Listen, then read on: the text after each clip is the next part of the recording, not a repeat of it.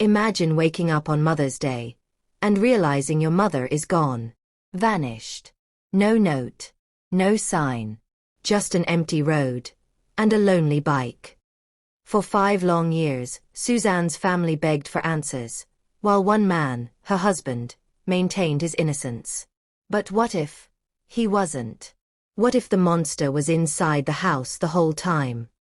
If you've ever felt the crushing weight of injustice, if you've ever longed to see someone finally held accountable, hit that like button and subscribe.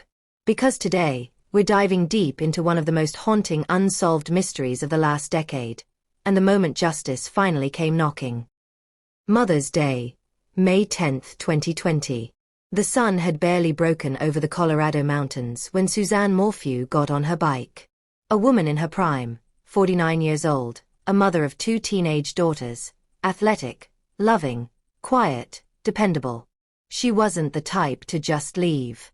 Not without a word. Not on a day like this. Her daughters were off on a camping trip, one they'd been planning for weeks. Her husband, Barry, was away in Denver, supposedly for a landscaping job. Suzanne was alone in her Salida home, nestled in the foothills of the Rockies. When her daughters tried to reach her later that day, silence. Calls went unanswered.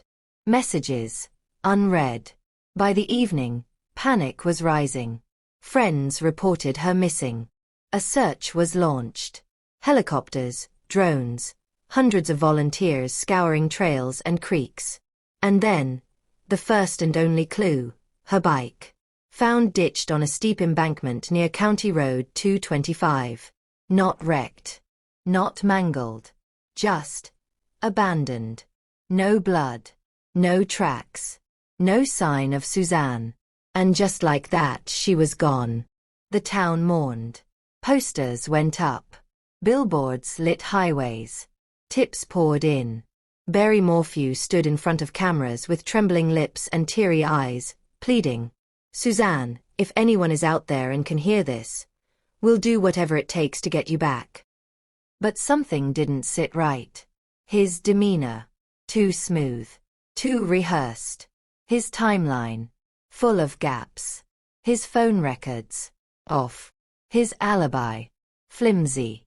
Then came the surveillance footage from the hotel he stayed at in Denver. He claimed to be working, prepping for a landscaping job. But why were his tools untouched? Why did he toss trash into random hotel bins at odd hours? And why did his phone go dark for several crucial hours that very morning? Behind the facade of the perfect couple, friends painted a darker picture. Suzanne and Barry had been struggling. Not just with normal stress, but a deeper disconnect. Suzanne confided in friends through encrypted messages and secret chats.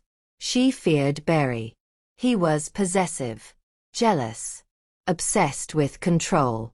In a deleted message later recovered by the FBI, Suzanne had written, "He's not who people think he is. I'm scared." She had been planning to leave him. Quietly, carefully, waiting for the right moment. But what if he found out? What if that morning bike ride was a cover for a getaway he wasn't supposed to know about? In 2021, the walls began to close in.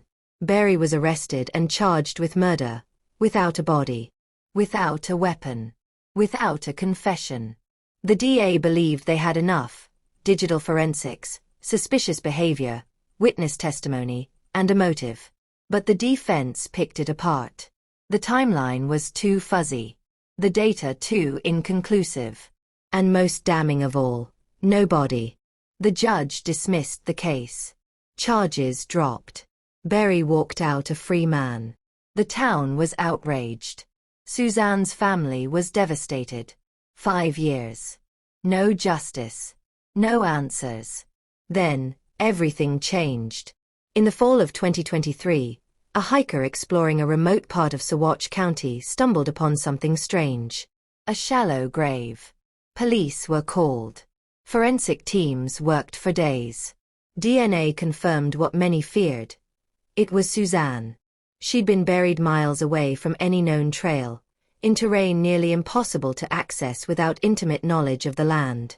But Barry was a hunter, an outdoorsman, a man who knew every inch of those mountains. The evidence was mounting again. And this time they had a body.